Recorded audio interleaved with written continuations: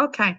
So for the next segment, we're talking about relationship struggles, right? Still in that same light. First was more about marriage, but relationship struggles now. And this question is addressed to you, Diana. What do you say to African women who feel torn between traditional roles and modern relationship expectations? Thank you for asking me that. Well, for the most part, I'd say, first of all, take a deep breath and breathe. It's a lot. It's quite overwhelming. If you think about back home, what the traditional wife goes through. And I know it's very generalized in a sense because even in Cameroon, it could be different in between households and other countries. But I think we're talking about for the most part, what we're all used to seeing is that the wife in the relationship back home dealt with you had a lot of help, right? Be it from family or like paid help and versus over here, for the most part, it's just you and your husband and the kids now. But the expectation is you're still supposed to fulfill all those duties and then still carry on a job. And for the most part, you're the one doing most of the work when it comes to the child rearing. And so it's very overwhelming. And so I think I would say to the African wife, right? I would say take a moment, just breathe. Try to always find time for your self-care. Your mental sanity is very important. And I believe, I think it's Josie or Priska, sorry, I can't remember which one, but talked about making sure that you take time out of the wife role and the mother role. Very, very important because it's very easy to lose yourself, so to speak, but also in a way trying to communicate with your husband, right? Telling him that I feel overwhelmed, I need help. I think sometimes depending on the background, it can be a little bit hard to take ownership for that, but it's okay to say, I'm tired, I'm overwhelmed, I need help, and reach out to your family members, your loved ones, but you do not have to take all of this by yourself because eventually it takes a toll on you, it takes a toll on your mental health, and then you just become bitter and you're no longer yourself. You're this fragment and of yourself that you look back and sigh over. So I would just say take a deep breath, breathe, communicate with your husband, and also seek help. Thank you for that, Diana. Yes, communication is key. Is key because for the most part, we may think that the man knows to help, but maybe truly he just doesn't know. And he will say, if you don't ask for help, I will not know you need help. Because for the most part, we just think, okay, he should know that I'm tired. He should know, but no, communicate to say, hey, honey, I'm tired. Honey, can you bathe the child? Honey, can you please fix dinner tonight? Most men are actually good cooks. They really are. You'll be surprised. Josie, you're muted in case you're speaking. They will whip something up here and you'll be surprised that, oh my gosh, I didn't know that you could cook. But it's good to communicate your expectations, communicate your feelings because they're not mind readers. They can't read your mind. So, and working together to say, okay, if there are tasks, these are things that you can plan in advance to say, okay, honey, maybe in the morning you say, this is what I have going on today. What do you have going on? I probably will need help here. Do you think you can help me? That way, if he cannot help, then you know you have told him. And I'm pretty sure most people want their relationships to work. I don't think there's any man out here who really wants to divorce their wives, except they have unrealistic expectations. But for the most part, I think before even get to that point, let's make sure that we're clearly communicating our wants and our needs. So, Josie, this will come to you. What problems do couples face when women earn more or take on different roles than back home here in the diaspora? Now, wow. Thank you, Martha, for that question. That is deep. I That know it is is deep. deep. It's a So deep one. what ask the question again. What's the So what problems do couples face, like when it comes to women earning more or taking on different roles than back home? Because what the traditional roles back home that women play, but here in the diaspora it's a little bit different. So what are some of the issues that you've come across that you want to share with us? Yeah, that's definitely a challenge in our community as well as worldwide, for traditionalists and men who have certain belief system, who believe that the woman's place is a housekeeper basically, and the bedroom operator in chief, or whatever you want to call that. But I like that one. times have changed, and some men are not taking it laying down, right? Like and one thing that baffles me sometimes is like, what were you thinking? You think you can't even make enough money to keep a woman at home, but you want to keep a woman at home and not have her work. So the challenge that's one of the reasons for some of the divorce or the increase in divorce rate. When a man who has traditional African beliefs, who thinks a woman's place is to take care of the house, the kids, and run the affairs of the family while the man goes out and hunts and bring home whatever, the challenge becomes that is not a bad thing in on itself, right? It's not a bad thing if the conversation was had beforehand, say, hey, in our relationship, I'll be the only one working. You be at home, stay pretty, look good, have kids. And we agree to it, that's fine. There's nothing wrong with that. Yeah, has to be mutually agreed upon. It becomes a challenge when if you met a woman who was already working, they are well learned, they have a career, they're building something for themselves, and then all of a sudden you want them to stay at home and you never had this conversation before, and then it becomes a straddle. Yeah. It's like a push and pull. And some men feel insecure when their women make more money than them. They feel powerless. Even if the woman is not doing anything to rub this in, some men will still feel inferior, they'll feel threatened, they will feel jealous, they'll feel all kinds of things. And when they cannot come out and say it plainly that I feel this way because you make more money, then they start finding other ways to bring up, stir up strife, like the Bible says it, right? They find ways to stir up strife in the home. And this could also be part of not knowing how to deal with emotions. Because Martha, you said it earlier, communication. Like simply say, hey, babe, I feel this way because you make so much money than me. Have it as a conversation with your spouse. It doesn't have to be a challenge. If this question is so deep, it can go in so many dimensions. But just to cut the long and some men feel threatened, and because they lack the emotional maturity to have a informed conversation with their spouse, they find other ways to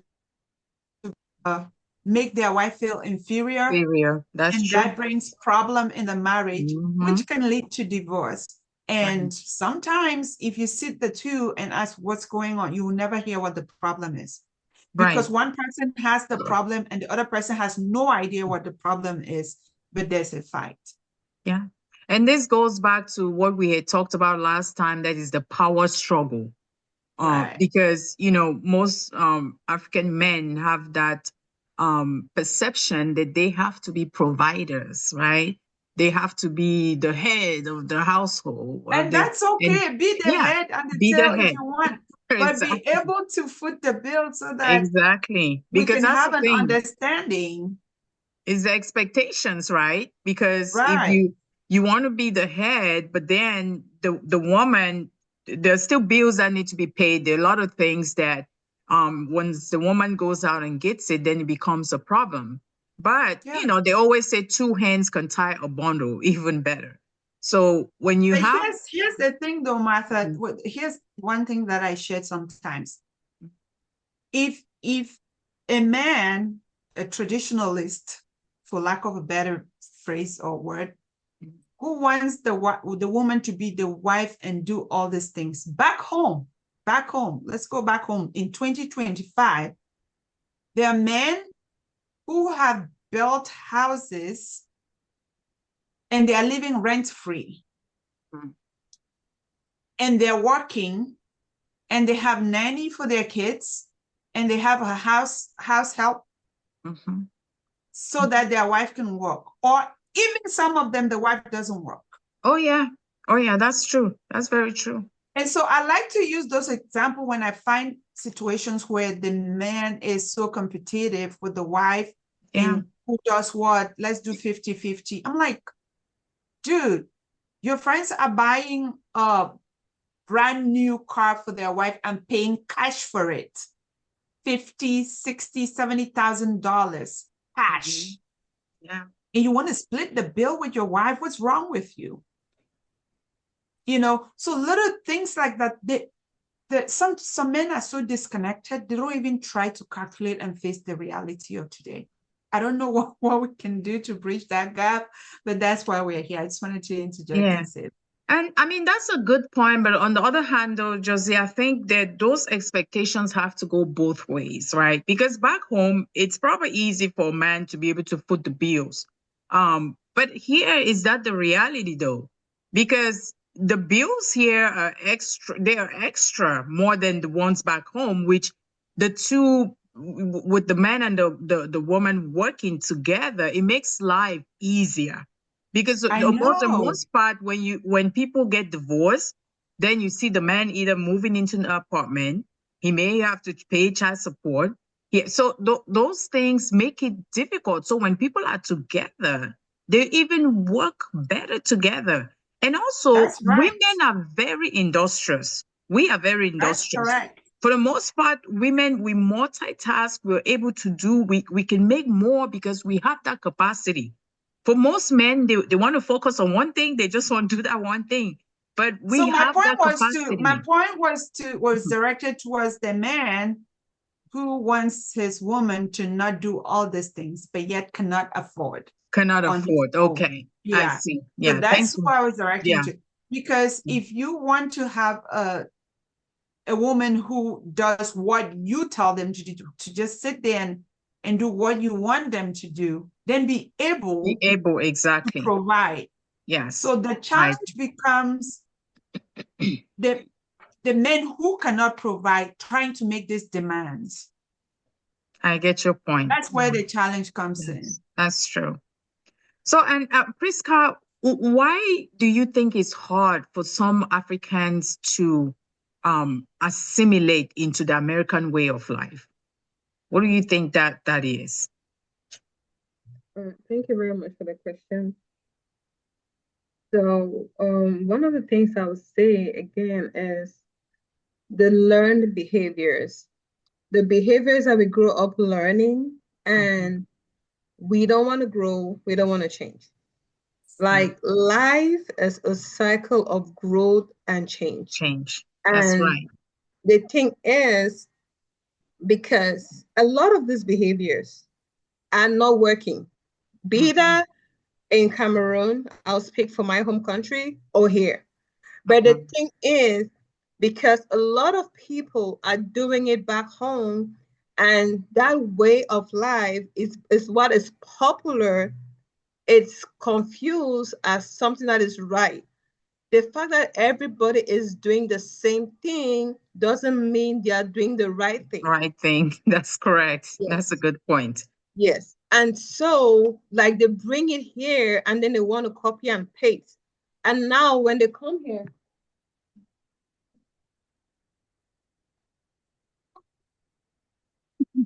Priska is a mother. You see, that's the reality of living in America. So Sorry, guys, I had to go that's attend okay. to my daughter. That's okay. So one of the things is once we come here, right, and like that reality is even being dissolved because now we come here and then we are faced with a different truth because especially now, like we have like African communities where we interact and then we come back into our own. Now it's your wife, it's you and your kid. So you have that small knit family where behaviors are going to be revealed. Back home, we have a lot of people. Like you're going to parties, you're going out on Fridays, family is living with you, mom is living with you, you have a nanny. So I guess there's so many people, and then they kind of like diffuse the energy to where there are a lot of people that can help, that can chip in. But here it's you, your husband, and your kid. So whatever bad behavior or whatever things those people have that they were not willing to change, now they are faced with the change. It is looking at you in the face. Right. You cannot pretend to be who you're not. And so Exactly. for the first time in their lives, for a lot of people, you are being confronted with the reality that what you taught, like what you have learned for 20 years, 25 years, 30 years, 35 years, and nobody had called you up to that behavior. Now, for the first time, somebody is calling that behavior Ah, out Yes. and yeah. Yeah. telling you it's not okay. It Right. doesn't work. It has Right. never worked. And that's the Right. thing that people need to understand. Right. It's not about the US. It's not about the diaspora. A dysfunctional behavior, a toxic trait is toxic wherever you Where go. you Whatever go. That is true. planet you That are is on, so That's true. true. can go to Mars for all I care. It's Yeah. still a toxic Toxic behavior. behavior. Yeah. But now there's that resistance that a lot of us feel is because of where we are. That's the reason why it's not working. No, it has never worked. But Totally agree. Yeah. nobody Yeah. called you out on that behavior for you to start unlearning it and learning something else at a young age. So I guess that's one of the reasons why the change when they come here is so hard to adapt because those have ingrown, learned behaviors. That the first thing that needs to happen is that consciousness, is that realization that this behavior is It's not not right. right. Yeah. It may be Do you tough. think let me interrupt real quick. Do you think that family also has a role to play in this? Yes, Family, let's say, sometimes you may get like family that's irking you on, especially like the ones who are maybe back home or the ones who come, say like parents who come to live with yes, you and they're yes, looking at this behavior and they say, oh yes, my God, like how is this happening in your home? Do you think yes. that may be another issue? Yes, and that's one of the things, like when it comes to like those external factors. Mm-hmm. So I would say sometimes we as Africans, right, being around each other helps, but being around each other too is a problem. Problem. Because That's Right. I bet you, if Everybody we, needs to spend time with themselves. yes, if right. we come here and we as a couple, we were able to have like a role model, right? Like a good role model.